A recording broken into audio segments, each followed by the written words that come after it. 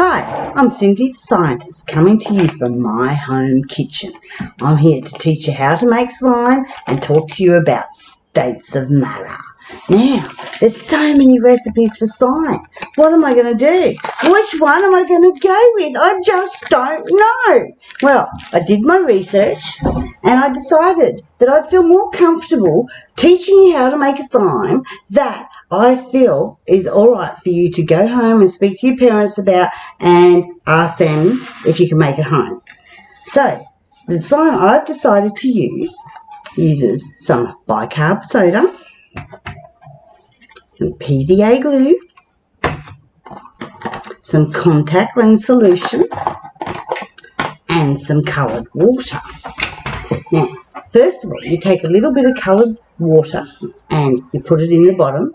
Now, I'm not going with solid measurements at the moment because conditions change, what you use changes, and you have to play around with it so that it turns out just a bit like cooking sometimes. So we'll start with a little bit of coloured water, then we'll add a bit of glue into it. So you can see I've added some glue here, and then you stir that up, and then once you've stirred that up, you add a little bit of bicarb, just a bit of bicarb there, and a little bit of the contact solution on top, and you stir that up, and you start to get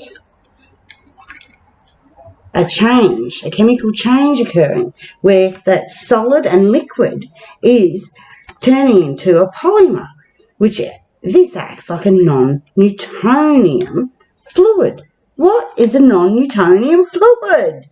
Well, first of all, to talk about that, we have to talk about the main states of matter. So we have a solid. Solids, such as a box or me, vibrate at a frequency that keeps our particles all together. So it's not going to change shape at all. For instance, if I hop into a bath, I am still going to stay the same shape, even if I hop into a bath.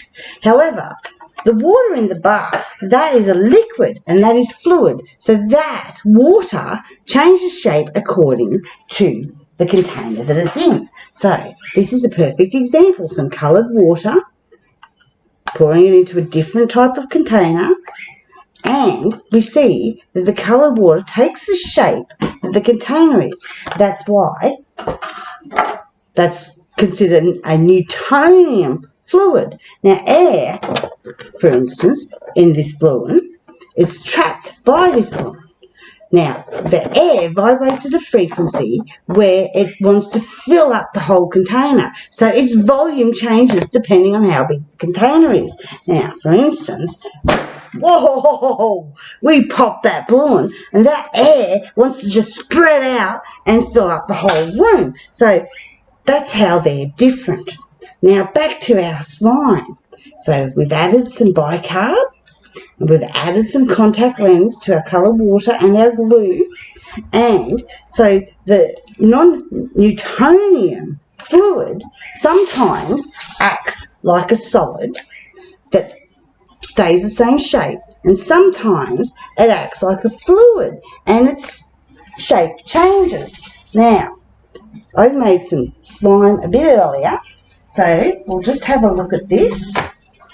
You can see here there's lots and lots of different slimes, including this lovely little yellow one. So this one here was the cornflower slime, which is almost like a putty, and that's quite solid, as opposed to this slime here, which I made with shaving cream earlier. This is really moist, really wet, and it's easy to move apart. As long as I'm gentle with it, it just moves apart nice and gently. But if I'm a bit rough, it breaks. And that is why it's similar to both a solid and a liquid, because if I apply too much force, it'll break, and if I'm gentle, it'll move. And the other thing about it is, given enough time, if I put it into this container, it's going to want to find its way back into the container.